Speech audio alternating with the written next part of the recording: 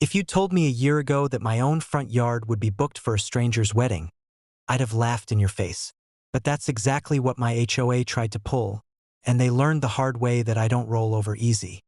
I live in an old farmhouse at the edge of a luxury development. My grandfather's property was here long before the developers paved over the fields and called it a community.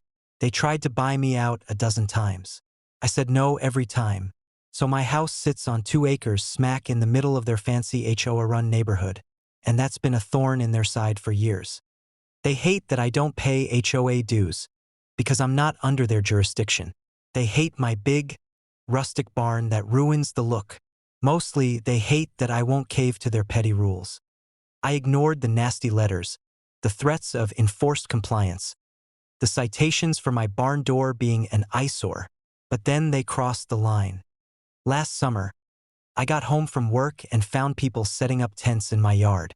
Tables, chairs, flower arrangements, the works. I stopped my truck and asked what the hell was going on. The event planner said, "Oh, the HOA scheduled a wedding here. It's on the community calendar." I laughed until I saw the invoice taped to my front door, saying the HOA had approved temporary use of my land for a resident's daughter's wedding. They were charging the family a fee, and not a dime was going to me. I immediately called the HOA president, Karen. Yes, Karen. She told me my land was community accessible space, and they had the right to allocate it for special occasions in the neighborhood's interest. I told her that was illegal. She laughed and said, "Try and stop us." So I did. First, I called the county. They confirmed what I already knew. The HOA had zero legal rights to my private property.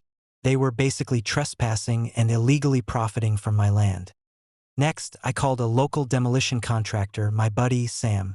The barn they hated so much, it was old and half falling apart anyway. So I scheduled Sam to come out that Saturday, the same day as the wedding, and tear it down. Bright and early, wedding guests started showing up. The groom's mother came screaming up my porch asking where the tables went, because Sam's crew had already loaded everything back onto their truck. Then the excavator roared to life, knocking down the barn piece by piece. The HOA president stormed over, red in the face, yelling that I was ruining her community's special day. I calmly showed her my deed, reminded her this was private land, and told her to get off my property, or I'd have the sheriff remove her myself. They tried to sue. The county shut that down fast when they saw the trespass reports. The family who booked the wedding demanded their money back, which meant Karen and her cronies had to cough up the fees out of pocket. Now, my land is clear, no more barn, no more HOA events.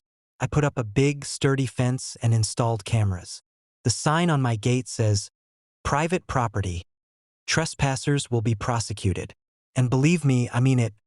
They wanted my land for their pretty community events. Now they get nothing but the sound of my dogs barking if they even think about stepping foot on it again.